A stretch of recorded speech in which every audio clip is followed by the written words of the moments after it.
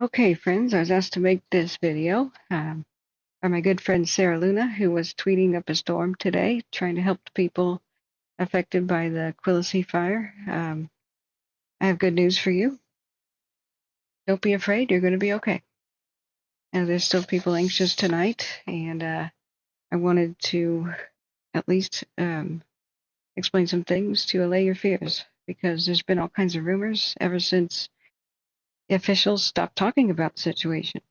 We haven't gotten official word from, say, Truckee Meadows Fire and Rescue for more than 6 hours, and the last update from Watch Duty was more than 4 hours ago. So, allow me to answer some questions, show you what I think, and I think you're going to be A-OK. So, you can rest easy. I think they did an awesome job today.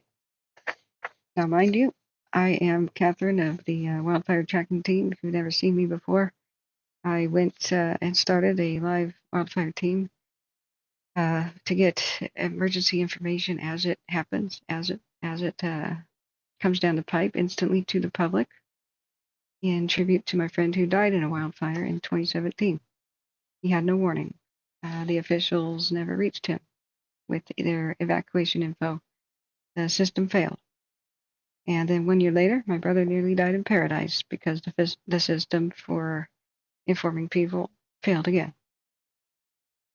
So what I do is tell people the straight dope, the good, the bad, and the ugly, the best case scenario, worst case scenario, in the middle ground. And today I have a pretty, I have a pretty rosy outlook on this, and I think you'll see why. So first of all, if you want to get official information, you should get as much as you could uh, from from officials. Remember, I'm in Portland, Oregon. I've only been through this area a couple times in my life, but I do know how fire works and know the basics of tracking and survival advice. We've been doing this several years now, and we got on speed dial, real firefighters to ask them questions. This one, first of all, in order to sign up for Code Red, you should open up your texting app and text 99411. Just that's the number you text. Like, you hit the plus button to do a new text message to a new number. Just type 99411 and add the word Washoe. Just type Washoe after that and send. That'll take you to a sign up sheet. And you do not have to, you absolutely do not have to um, register if you don't want to. You can continue as a guest. Just fill out the little form and give the basic information, and you should be more informed than you would be otherwise. Now, I want you guys to not be scared of what you're seeing on the cams. I'm going to put some rumors to rest. Is the fire on both sides of 80? No, it's not. It's stuck in a pocket and is crying tears of frustration right now because the fire is a slave to the wind. And a south wind today was basically God's gift to everybody. So it pushed the fire up into a pocket up against the Great Wall of Freeway, up against 80, and it's stuck here. So it is crying because it cannot go past our heroes who stopped it here at the freeway at 80. And we can see on the cams that it's holding. And some people may have expressed frustration, not knowing, do I need to evacuate or don't I? I agree 100% with their map here that this is all that needed to happen. This is precautionary. There will be embers that drift over here across the freeway, trying to make spot fires throughout the night, maybe a little bit into tomorrow. So they need everybody out so that they can just chase down these little bitty spots and put them out and not worry about, people's safety in the way. They can't fight fire in somebody's yard if somebody's in a house nearby. They have to get everybody out of the neighborhood before they could fight the fire. So that's precautionary. I agree with it. And I don't feel like anybody else is in immediate danger whatsoever. Some people are asking, like, should this casino be evacuated? Boomtown? No, no way. That is a great shelter-in-place option. Add that in the Cabela's because pavement does not burn. Remember, you don't have to run away from a fire by car. You could just sit in a place that doesn't burn, like a big box store parking lot. I do approve wholeheartedly of this being the place to take the livestock and anybody else who may need somewhere to go. So I believe that's perfect. Now this fire is crying double tears of frustration because it ran up against the freeway and got stuck. And so the only other playground it had to possibly go to is up the hill behind it. But like I said, it's crying because the wind pushed it to the north and it made it much more difficult for the fire to climb up to the hill.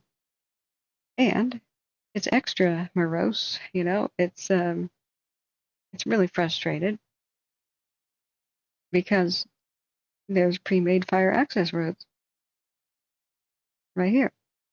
So that allowed because the wind was pushing it to the north, it slowed its progress where it was just backing, which means moving slowly up the hill because the wind was pushing it away.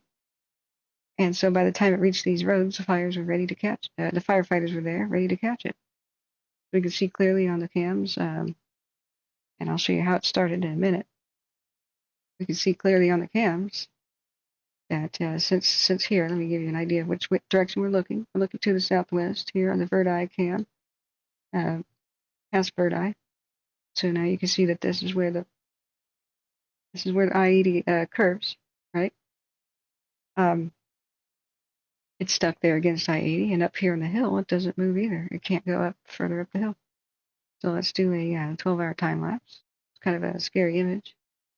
I am sorry if the fire hurt any livestock or hurt anybody. I wasn't here to monitor it today because this is my one day off. I sit here and monitor fires pretty much almost every waking hour, doing a live wildfire tracking stream, and I've only had 3 days off since June 6th. Almost every single waking hour, I've been trying to get the word out to the public. That's what we do here on the stream. Our goal is to be the hero helpers. They're really busy, during a crisis. They can't inform everybody, and our best job that we can do to help them is to inform the public of evacuation info so they can start picking up and leaving before they ever get a knock on the door or have to be told by the officials. We do that many times. It's just this is my third day off. Sorry, I wasn't there today, but I 3 days off since June 6th. I think I was doing pretty decent.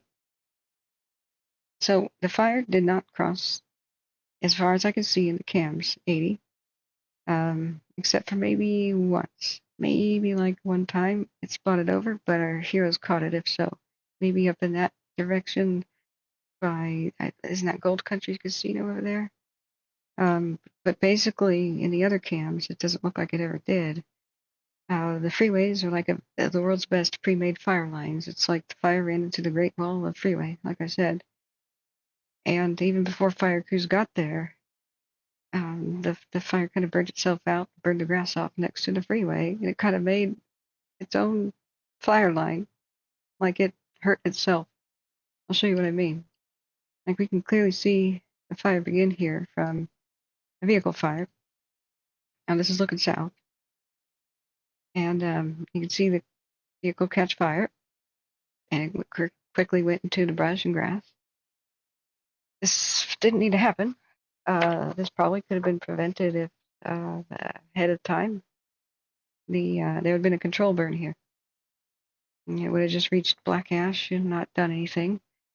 I hope this sparks a community discussion about approval and more funding for doing control burns on the side of freeways and highways and roads because this is a fuzzy statistic, just my own observation, around 70% to maybe even 75% of the accidental and even sometimes purposeful fires that have happened on highways and freeways have been just due to vehicles being on fire and pulling over and lighting grass on fire just to the hot engines and mufflers on grass.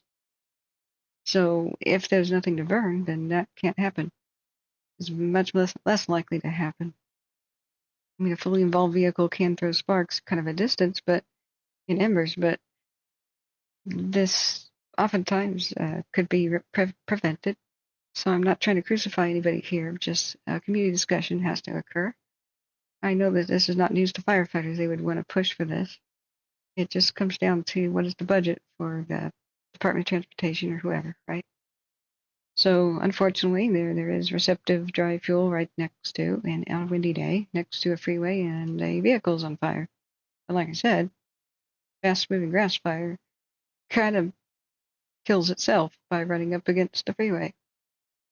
And now it peters out there.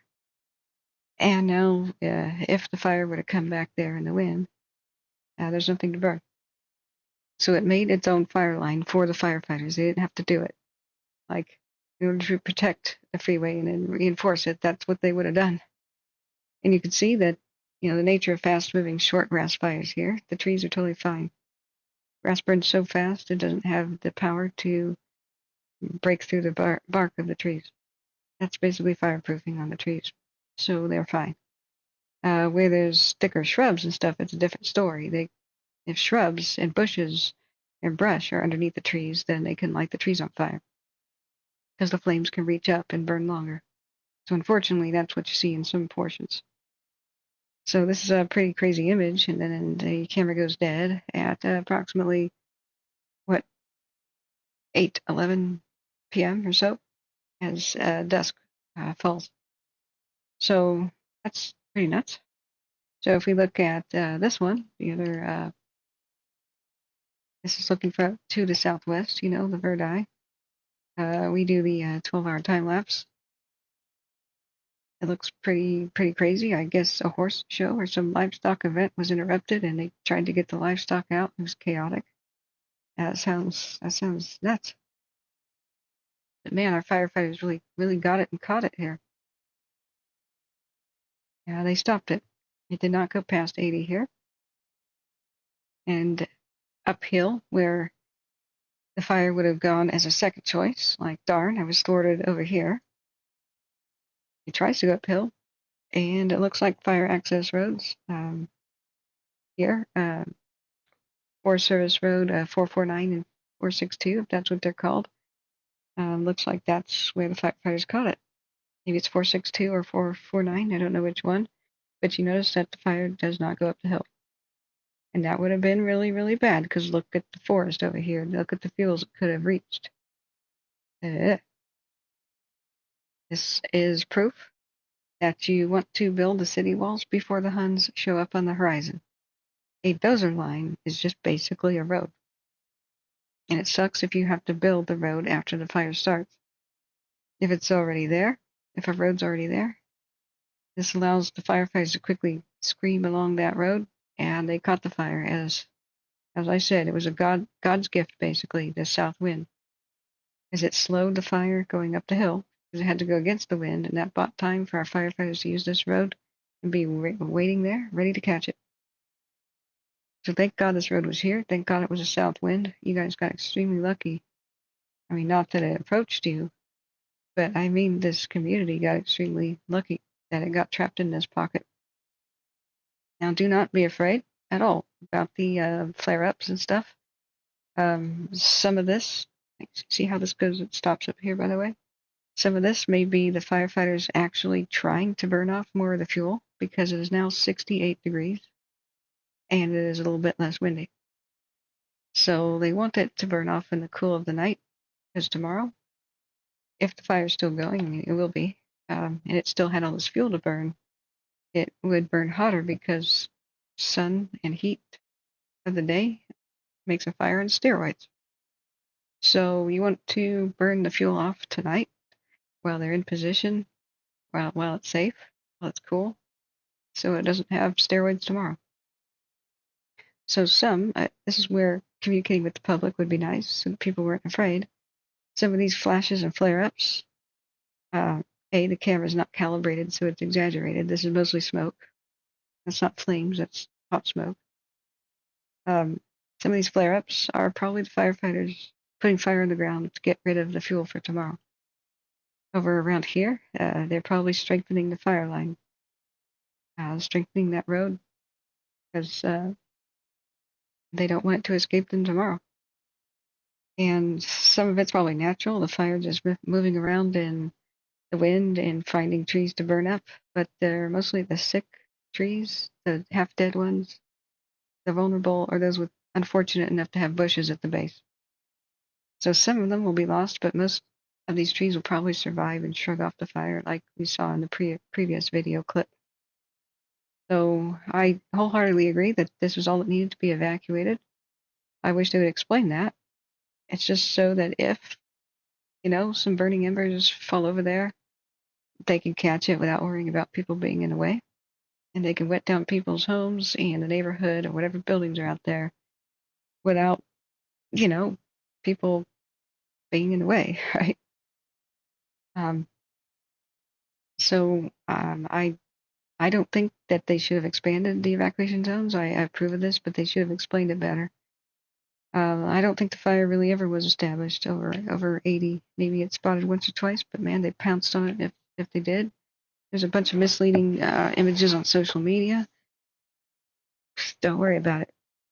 We can see now that it's clearly trapped here in the pocket, crying its own tears of frustration. This fire is writing its own country song, and I'm sure it's going to be a hit because it had so much potential today, and just it got screwed by the wind and where it happened to start. So the also don't worry about the heat detections. They look scary, but ah, that's not even red anymore.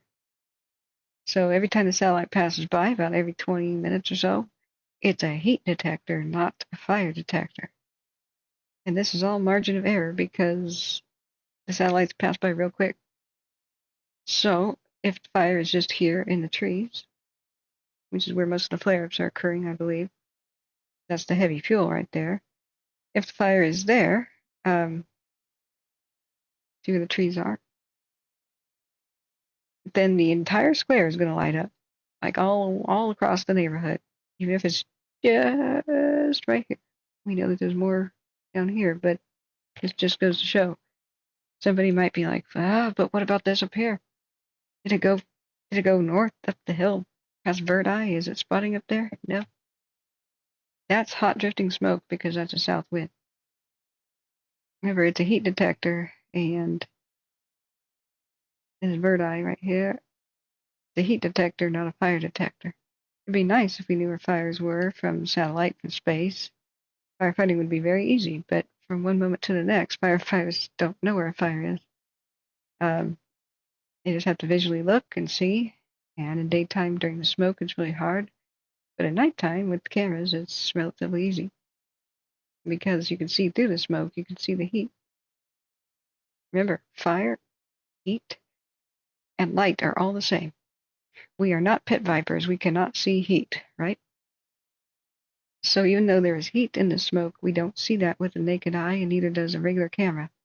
Flip it into night vision mode with infrared, all of a sudden you can see the heat in the smoke.